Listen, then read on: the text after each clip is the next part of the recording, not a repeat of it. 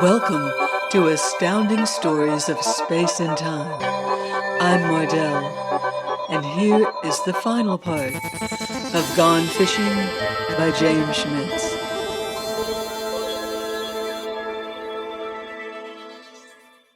The end of year one. Barney Chard came up out of an uneasy sleep to the sudden, sharp awareness that something was wrong. For some seconds he lay staring about the unlit cabin, mouth dry, heart hammering with apprehension. Then he discovered it was only that he had left the exit door open and the window switched on. Only this was the first time since they had left him here that he had gone to sleep without sealing the cabin first, even when blind drunk, really embalmed. He thought of climbing out of bed and taking care of it now, but decided to let the thing ride. After all, he knew there was nothing in the valley. Nothing. In fact, on this world, of which he had a realistic reason to be afraid. And he felt dead tired, weak and sick. Feeling like that no longer alarmed him as it had done at first. It was a simple physical fact. The sheet under him was wet with sweat, though it was no more than comfortably warm in the room. The cabin never became more than comfortably warm. Barney lay back again, trying to figure out how it had happened he had forgotten about the window and the door. It had been night for quite a while when he went to sleep, but regardless of how long he'd slept, it was going to go on being night a good deal longer. The last time he had bothered to check, which Barney decided on reflection might be several months ago now, the sunless period had continued for better than 56 hours.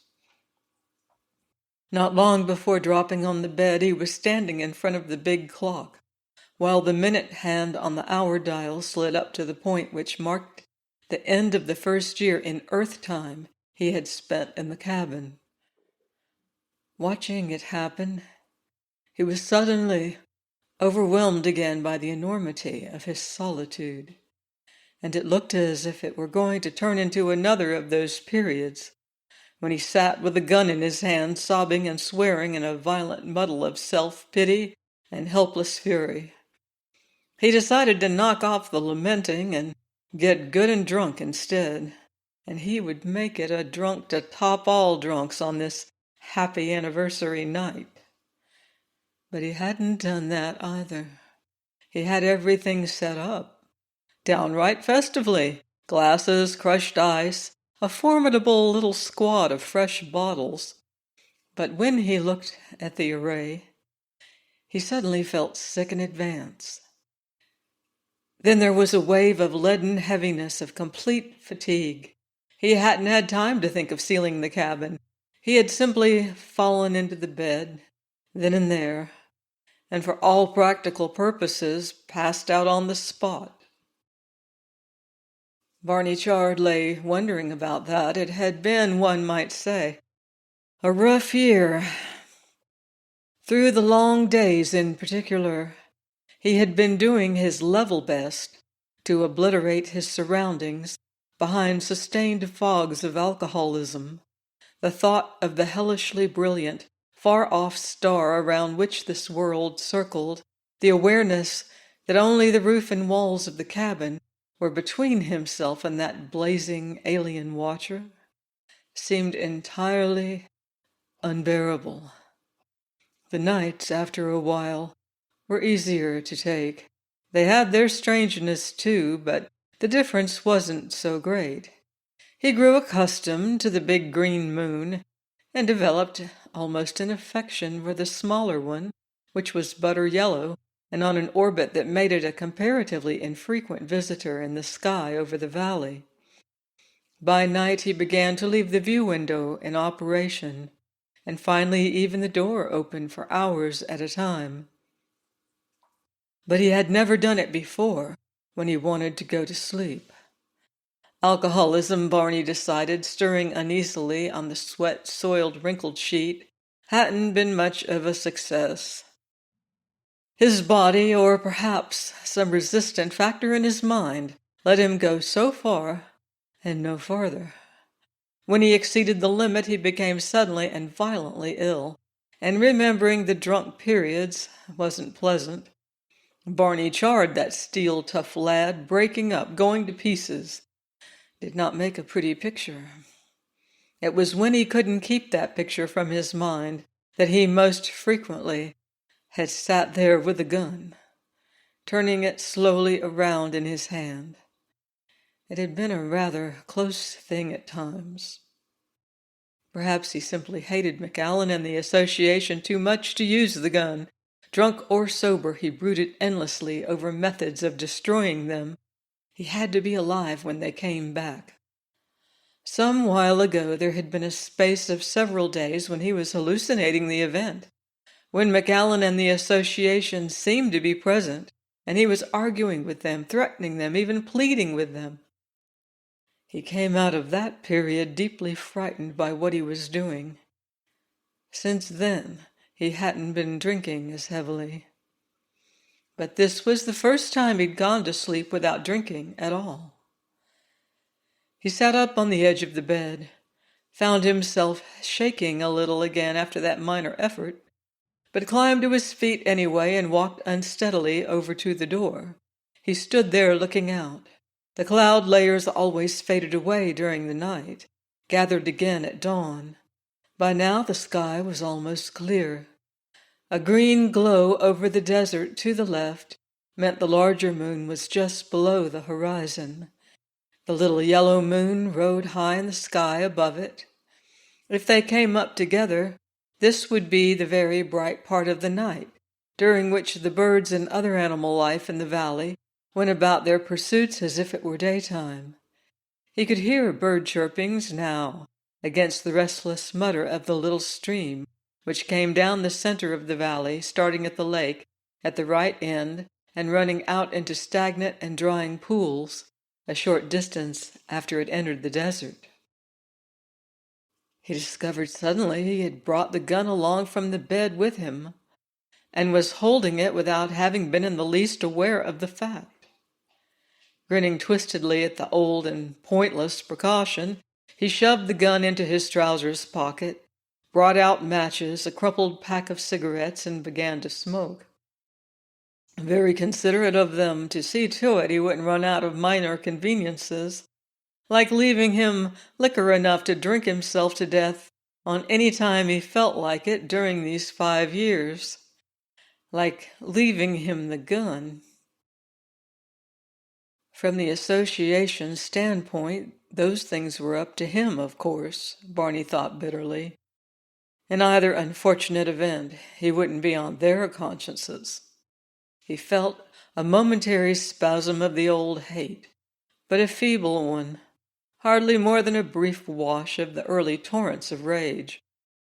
Something had burned out of him these months, and increasing dullness was moving into its place. And just what, he thought startled, was he doing outside the cabin door now? He hadn't consciously decided to go that far. It must have been months, actually, since he had walked beyond the doorway at all. During the first few weeks, he had made 6 attempts to explore his surroundings by night, and learned quickly that he was confined to as much of the valley as he could see from the cabin. Beyond the ridges lay naked desert and naked mountain ranges, silent and terrifying in the moonlight. Barney glanced up and down the valley, undecided but not knowing quite what he was undecided about. He didn't feel like going back into the cabin, and just to stand here was boring. "Well," he said aloud sardonically, "it's a nice night for a walk, Brother Chard." Well, why not? It was bright enough to see by now if he kept away from the thickest growth of trees, and getting steadily brighter as the big moon moved up behind the distant desert rim. He'd walk till he got tired, then rest.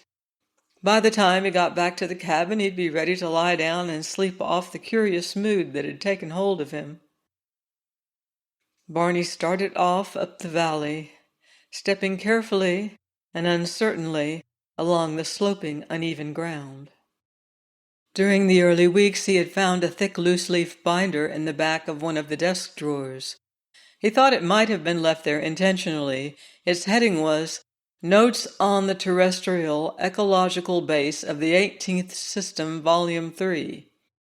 After leafing through them once, it had been a while before Barney could bring himself to study the notes in more detail. He didn't, at that time, want to know too much about the situation he was in. He was still numb by it. But eventually, he went over the binder carefully. The various reports were unsigned, but appeared to have been compiled by at least 4 or 5 persons. Macallan among them. His writing style was not difficult to recognize. Leaving out much that was incomprehensible, or nearly so, Barney could still construe a fairly specific picture of the association project of which he was now an unscheduled and unwilling part. Selected plants and animals had been moved from Earth through the Macallan tube to a world consisting of sand, rock, and water, without detected traces of indigenous life in any form. At present, the ecological base was only in its 9th year, which meant that the larger trees in the valley had been nearly full-grown when brought here with the soil that was to nourish them. From any viewpoint, the planting of an oasis of life on the barren world had been a gigantic undertaking. But there were numerous indications that the Macallan tube was only one of the array of improbable devices the association had at its disposal for such tasks. A few cryptic paragraphs expressed the writer's satisfaction with the undetailed methods by which the base's localized climatic conditions were maintained. So far, even the equipment which kept the cabin in uninterrupted operation had eluded Barney's search. It and the other required machinery might be buried somewhere in the valley, or it might, he thought, have been set up just as easily some distance away. In the desert, or among the remotely towering mountain ranges. One thing he had learned from the binder was that Macallan had told the truth in saying no one could contact him from Earth before the full period of his exile was over. The reason had seemed appalling enough in itself. This world had moved to a point in its orbit where the radiance of its distant sun was thickening between it and Earth, growing too intense to be penetrated by the forces of the Macallan tube. Another 4 years would pass before the planet and the valley emerged gradually from behind that barrier again.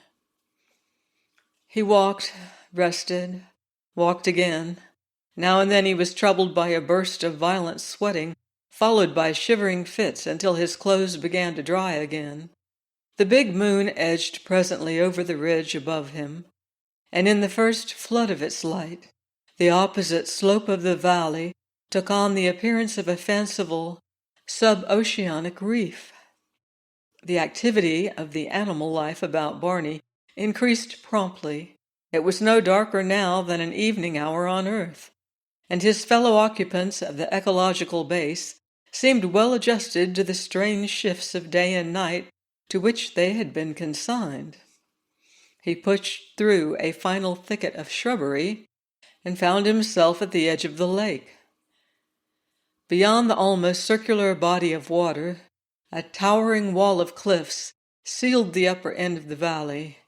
He had come almost a mile, and while a city mile at least, wouldn't have meant much to Barney Chard at one time, he felt quite exhausted now. He sat down at the edge of the water, and after a minute or two, bent forward and drank from it. It had the same cold, clear flavor as the water in the cabin. The surface of the water was unquiet. Soft, flying, large insects of some kind were swarming about, stippling the nearby stretch of the lake with their touch. And there were frequent, swift swirls as fish rose from beneath to take down the flyers. Presently one of them broke clear into the air, a big fish, thick-bodied and shining, looking as long as Barney's arm in the moonlight, and dropped back with a splash. Barney grinned twistedly. The notes indicated Dr. McAllen had taken some part in stocking the valley, and one could trust McAllen to see to it that the presence of his beloved game fish wasn't overlooked, even in so outlandish a project. He shifted position, became aware of the revolver in his pocket, and brought it out. A wave of dull anger surged slowly through him again. What they did with trees and animals was their own business, but what they had done to a human being... He scrambled suddenly to his feet, drew his arm back, and sent the gun flying far out over the lake. It spun through the moonlight, dipped, struck the surface with less of a splash than the fish had made, and was gone. Now why, Barney asked himself in amazement, did I do that? He considered it a moment, and then, for the first time in over a year, felt a brief touch of something not far from elation.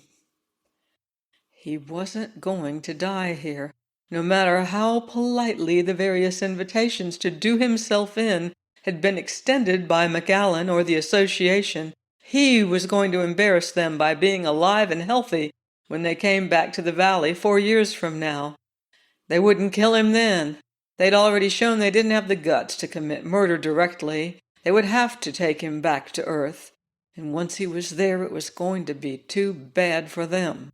It didn't matter how closely they watched him. In the end, he would find or make the opportunity to expose them, pull down the whole lousy, conceited crew, see them buried under the shambles an outraged world would make of the secret association. The end of year 2. The end of year 2 on the ecological base in the 18th system arrived and went by without Barney's being immediately aware of the fact. Some 2 hours later he glanced at his wristwatch, pushed back the chair, got up from the desk, went over to the big grandfather clock to confirm his surmise. "Well, well, Brother Chard," he said aloud, "another anniversary and 3 of them to go. We're almost at the halfway mark." He snapped the cover plate back over the multiple clock faces and turned away. 3 more years on the ecological base was a gruesome stretch of time when you thought of it as a whole, which was precisely why he rarely let himself think of it as a whole nowadays. This last year, at any rate, Barney conceded to himself, had to be regarded as an improvement on the first. Well, he added irritably, and what wouldn't be? It hadn't been delightful. He'd frequently felt almost stupefied with boredom. But physically, at least, he was fit, considerably fitter, as a matter of fact, than he'd ever been in his life. Not very surprising, when he got too restless to be able to settle down to anything else, he was walking about the valley, moving along at his best clip, regardless of obstacles, until he was ready to drop to the ground wherever he was. Exertion ate up restlessness eventually, for a while. Selecting another tree to chop into firewood took the edge off the spasms of rage that tended to come up if he started thinking too long about that association of jerks somewhere beyond the sun. Brother Chard was putting on muscle all over, and after convincing himself at last, after all, the animals weren't getting hurt, that the glaring diamond of fire in the daytime sky couldn't really be harmful, he had also rapidly put on a Palm Beach tan. When his carefully rationed sleep periods eventually came around, he was more than ready for them and slept like a log. Otherwise, projects to beat boredom, and never mind how much sense they made in themselves, none of them did, but after the first month or 2 he had so much going that there was no question any more of not having something to do. 2 hours allotted to work out on the typewriter a critical evaluation of a chapter from one of McAllen's abstruse technical texts. If Barney's mood was sufficiently sour, the evaluation would be unprintable, but it wasn't being printed, and 2 hours had been disposed of. A day and a half, Earth Standard Time, to construct the operating dam across the stream. He was turning into an experienced landscape architect. The swimming pool in the floor of the valley beneath the cabin might not have been approved by Carstairs of California, but it was one project out of which he had drawn some realistic benefit. Then, half an hour to improve his knife-throwing technique. 15 minutes to get the blade of the kitchen knife straightened out afterwards. 2 hours to design a box trap for the capture of one of the fat gray squirrels that always hung about the cabin.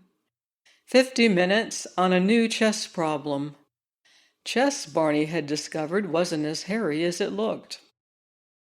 5 hours to devise one more completely foolproof method of bringing about the eventual ruin of the association. That made no more practical sense than anything else he was doing, and couldn't until he knew a great deal more about McAllen's friends than he did now. But it was considerably more absorbing, say, than even chess. Brother Chard could beat boredom. He could probably beat another 3 years of boredom. But he hadn't forgiven anyone for making him do it. The end of year 5. For some hours the association's Altiplano station had been dark and almost deserted. Only the IMT transit lock between one of the sprawling ranch houses showed in the vague light spreading out of the big scanning plate in an upper wall section.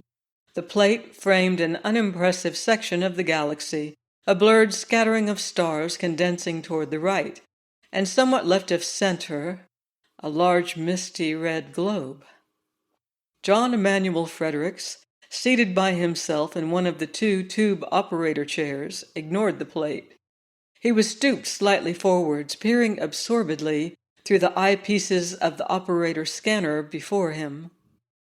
Melvin Sims, psychologist, strolled in presently through the transit lock's door, stopped behind Fredericks, remarked mildly, "Good evening, Doctor." Fredericks started and looked around. "Never heard you arrive, Mel. Where's Ollie?" "He and Spaulding dropped in at Spaulding's place in Vermont. They should be along in a few minutes." "Spaulding?" Fredericks repeated inquiringly. "Our revered president intends to observe the results of Ollie's experiment in person?" "He'll represent the board here," Sims said, "whereas I, as you may have guessed, represent the outraged psychology department." He nodded at the plate. "That the place?" "That's it. ET Base 18. Not very sharp in the tube, is it?" "No, still plenty of interfering radiation, but it's thinned out enough for contact. Reading 0.19 as of 30 minutes ago." Fredericks indicated the chair beside him. "Sit down if you want a better look." "Thanks." The psychologist settled himself in the chair, leaned forward and peered into the scanner. After a few seconds he remarked, "Not the most hospitable-looking place." Fredericks grunted. "Any of the ecologists will tell you 18's an unspoiled beauty. No problems there, except the ones we bring along ourselves." Sims grinned faintly. "Well, we're good at doing that, aren't we? Have you looked around for McAllen's subject yet?" "No, felt Ollie should be present when we find out what's happened. Incidentally, how did the meeting go?" "You weren't tuned in?" Sims asked, surprised. "No, too busy setting things up for contact." "Well," Sims sat back in his chair, "I may say it was a regular bear garden for a while, Doctor. Psychology expressed itself as being astounded, indignant, offended. In a word, they were hoppin' mad. I kept out of it, though I admit I was startled when McAllen informed me privately this morning of the 5-year project he's been conducting on the quiet. He was accused of crimes ranging, from the clandestine to the inhumane, and of course Ollie was giving it back as good as he got." "Of course. His arguments," Sim went on, pursing his lips reflectively, "were not without merit. That was recognized.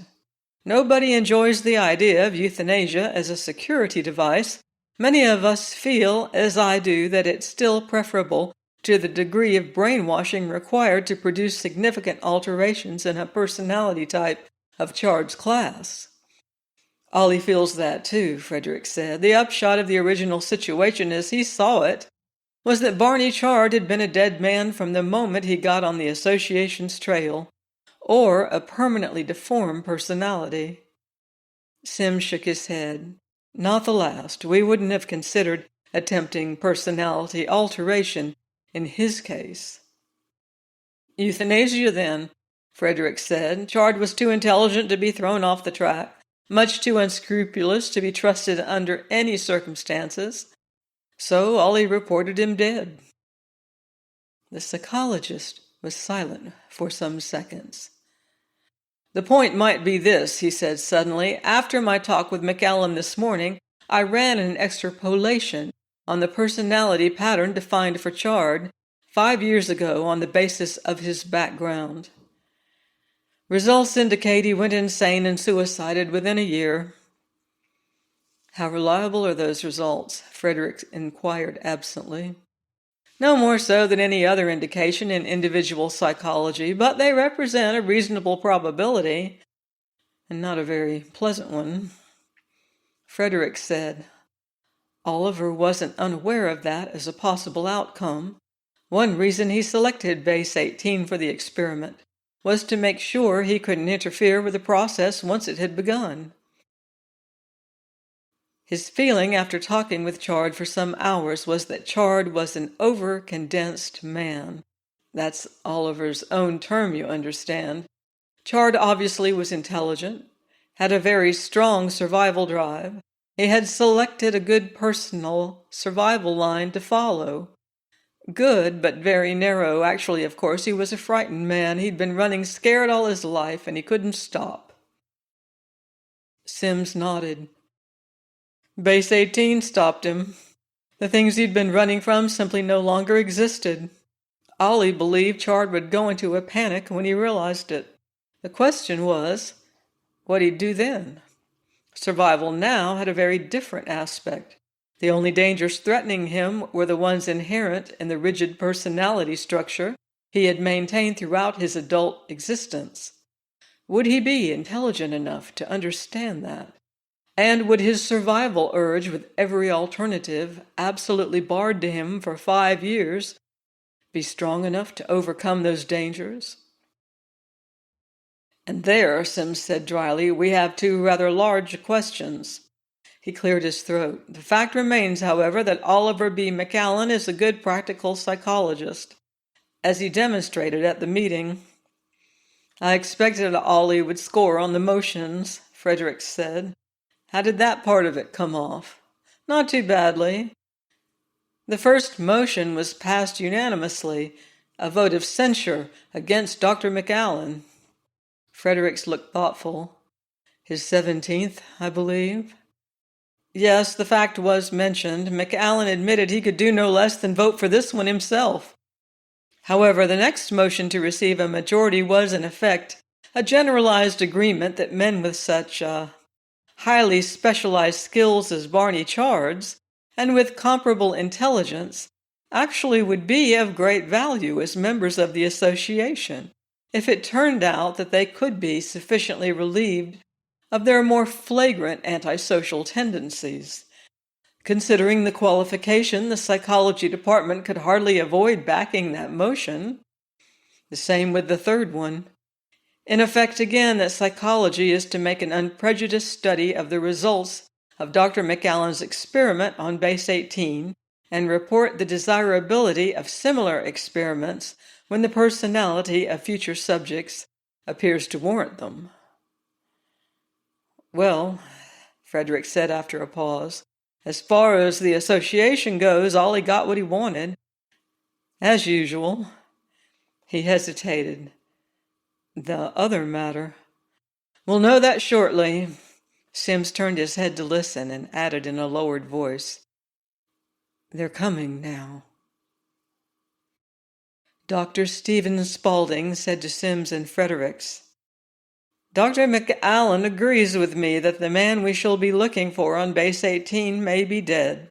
If this is indicated, we'll attempt to find some evidence of his death before normal ecological operations on 18 are resumed.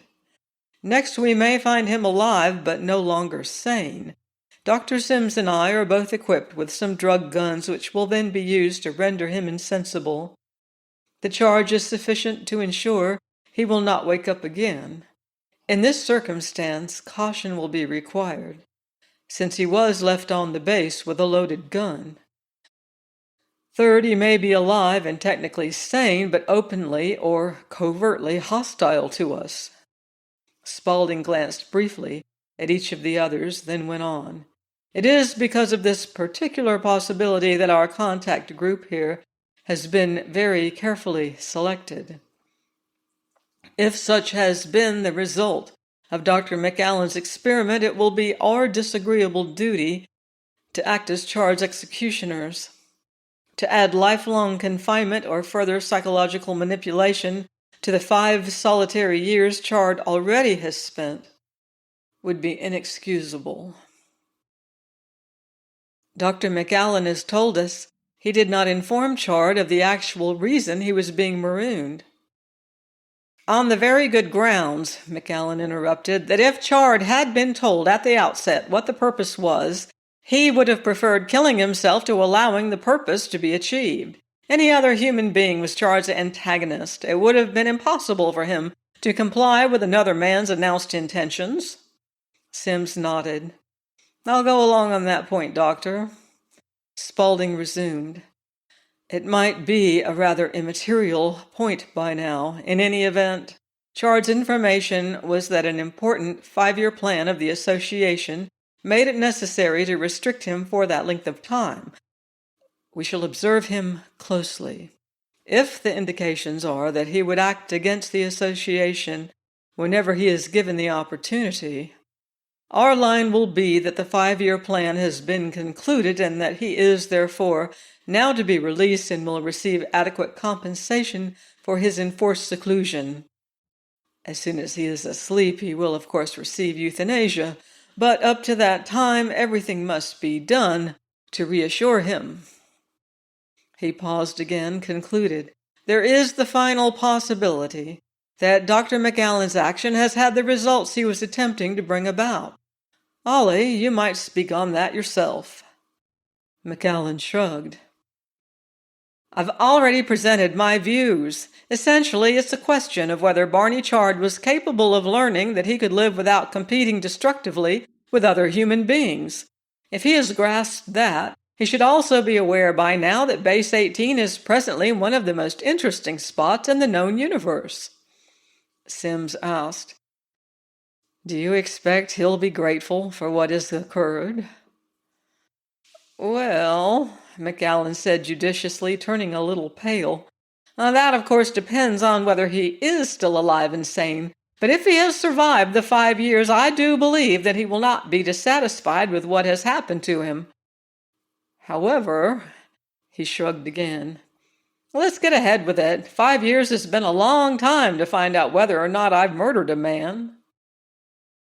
In the momentary silence that followed, he set himself in the chair Fredericks had vacated and glanced over at Sims. You stay seated, Mel, he said. You represent psychology here. Use your chair scanner. The plate's still showing no indications of clearing, John? No, said Fredericks. In another 2 hours, we might have a good picture there. Hardly before. McAllen said, We won't wait for it. Sims and I can determine through the scanners approximately what has been going on. He was silent a few seconds. Then the blurred red globe in the plate expanded swiftly, filled 2/3 of the view space, checked for a moment, then grew once more, finally stopped. McAllen said irritably, John, I'm afraid you'll have to take over. My hands don't seem steady enough to handle this properly. A minute or two passed. The big plate grew increasingly indistinct, all details lost in a muddy wash of orange-brown shades.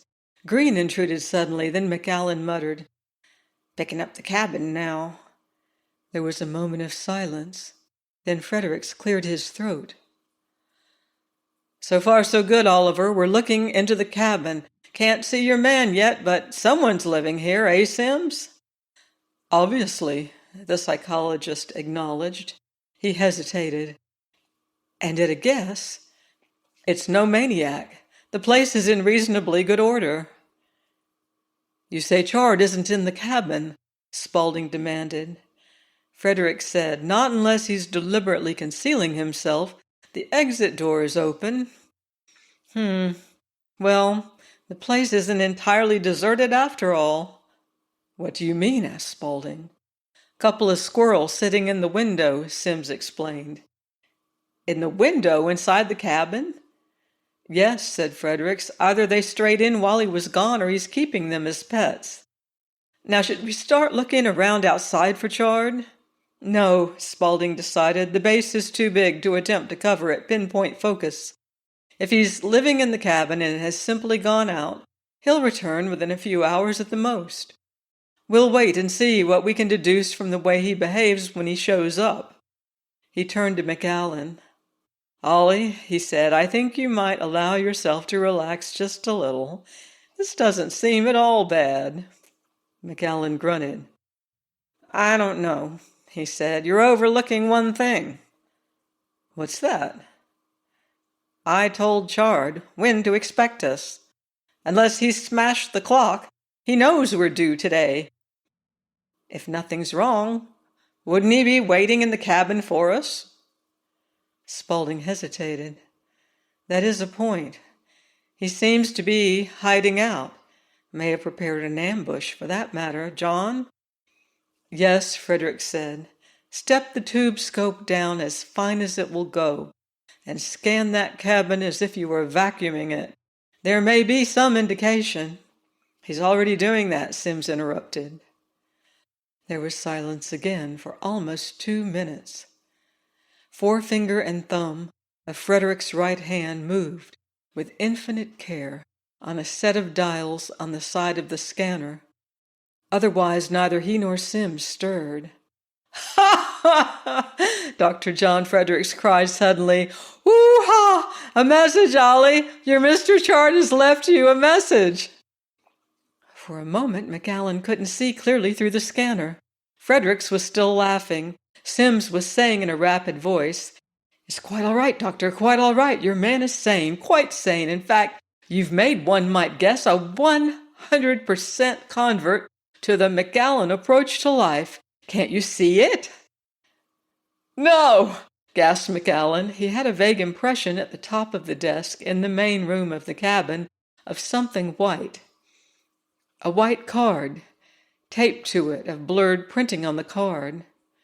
"Nothing's getting that boy unduly excited anymore," Sim's voice went on beside him.